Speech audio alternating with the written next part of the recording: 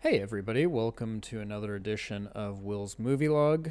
Today I'm coming at you with a review of the latest installment in the Mad Max franchise, Furiosa.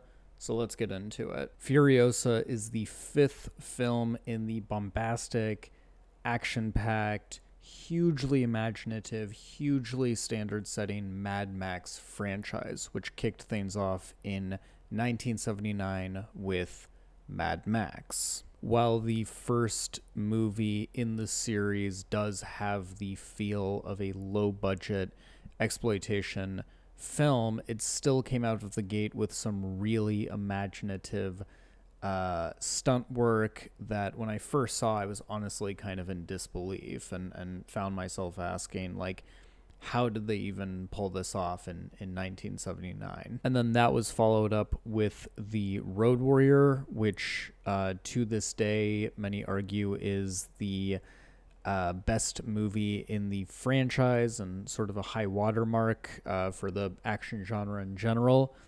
And, you know, I mean, whether or not you agree with that, I do think that it is undeniable that it did for the post-apocalyptic action sci-fi genre what Star Wars did for the space opera sci-fi genre. And then to cap off the original trilogy, we get Beyond Thunderdome, which, while not as well received as its predecessor, still had some really iconic set pieces, and I think did a lot to continue to expand and build the world of the Wasteland. After this, George Miller took a break from Mad Max for a few decades and used that time period to give audiences more family-friendly fare like Babe and Happy Feet 1 and 2, only to return seemingly out of nowhere in 2015 with Mad Max 4 Fury Road, which somehow managed to up the ante for not just the Mad Max series, but the action genre with absolutely mind-shattering and seemingly gravity-defying practical effects and stunt work, and even bigger costume design, production design, and world building that to this day still feels miraculous when you look at it within the context of the Mad Max series. And not only that, not only is it a perfect movie in terms of just how exhilarating it is also just an absolute masterclass in structure. From how it handles its character development to its different setups and punchlines, both within its very elaborate set pieces, but also within the structure of the movie itself. I mean, if I was teaching a class on how to structure an action movie, I would force all of my students to watch this movie as well as, you know, maybe Die Hard. Now, you may be asking yourself, well, gosh, Will, how is anything supposed to up the ante on something like that? And the truth is, I wasn't really thinking about that going into this. I mean, it's been 9 years since Fury Road came out. I've watched it a handful of times, but I didn't get a chance to rewatch the series before watching Furiosa, and I'm really glad that I went in with a completely blank slate, because Furiosa does not try to one-up anything. It is purely concerned with just trying to be its own thing entirely. And I cannot tell you what a breath of fresh air that was for me. Whereas Fury Road is this very tightly wound 2-hour sprint through the desert, Furiosa is a more sort of drawn-out epic. It's grander in scope, more deliberately paced, more almost quiet and meditative in its tone. I saw somebody online say that this had the pacing of a 70s action movie, which I agree with 100%, and honestly felt like the beginning reminded me more of like the original Star Wars than any modern action movie, just in terms of its pacing and its editing. There's very little dialogue in this movie and not a lot of music either. The music really takes a backseat to the sound design, as some of the most devilishly creative vehicles and war rigs thunder across the screen. As the movie progresses more and more, and we're drawn deeper and deeper into this very specific cinematic language, I honestly felt like I was watching some kind of modern silent movie, albeit one that runs on diesel. Given its box office performance, we're probably never going to get another Mad Max movie, at least not one that's directed by George Miller, which is why I think it's actually very appropriate that he is using what is probably going to be the last movie in the franchise to return to such a basic and fundamental sort of cinematic level. None of that is to say that this doesn't feel like a Mad Max movie. And if anything,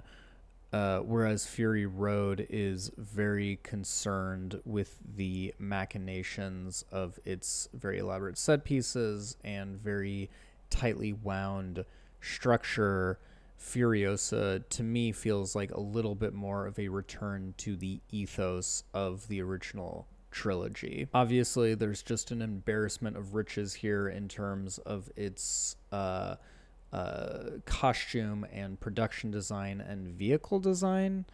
All of the vehicles in this movie feel like they perfectly complement their writers in the most creative way possible, or just kind of seem to have a life of their own, in a way that honestly reminded me of Pixar, to a certain extent. So maybe that's the crossover between here and George Miller's animated work. But there's also a real nastiness and grisliness to the Mad Max world here. And we're constantly being reminded of how unforgiving and brutal this post-apocalyptic wasteland truly is. The casting is also phenomenal. I mean, Anya Taylor-Joy is just very commanding in the central role. Chris Hemsworth is just hilarious and deranged and really gross as the aptly named Dementus, and just chews up every scene.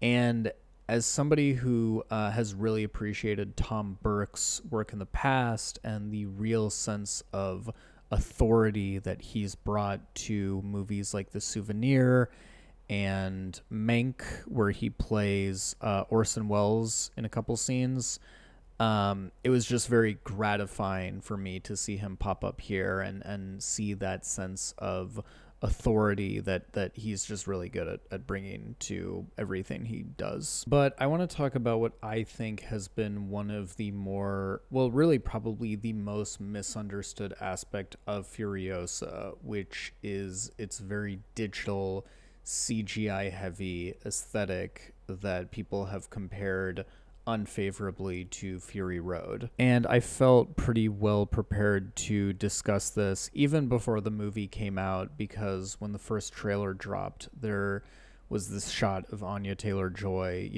standing in front of these grates next to a fire, or in front of a fire that is very clearly CGI. And I'm not really surprised that George Miller opted for this less realistic visual aesthetic, given the fact that his last movie, 3,000 Years of Longing, also opted to use a much more CGI heavy, look that doesn't necessarily adhere to realism, but he does it for stylistic effect. And I think it worked fairly well in that movie, even though some of the shots did look pretty ugly and garish. And while it is true that not every shot in Furiosa does look great, and some of the green screening in particular does look a bit flat, I think people are missing the point here by implying that this is an issue with competency or resources.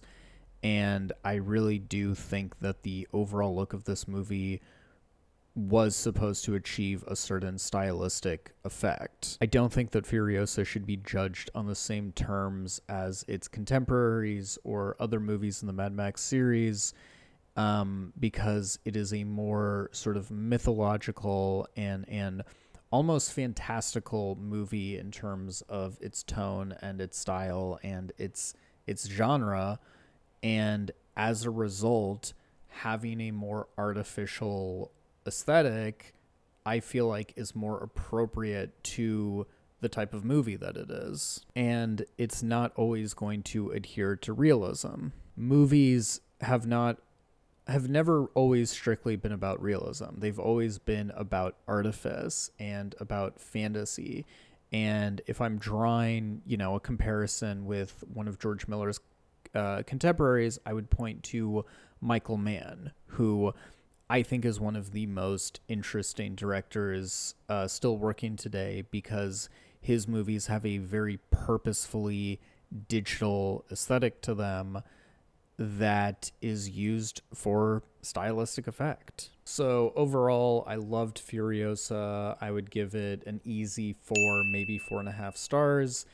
And while I may not rank it as highly as Fury Road or The Road Warrior, I also wouldn't want to compare it to them at all, because I feel like that's comparing apples and oranges, and judged on its own terms, it's definitely one of the best movies to come out this year, easily. So what about you? What did you think about Furiosa? Please comment down below.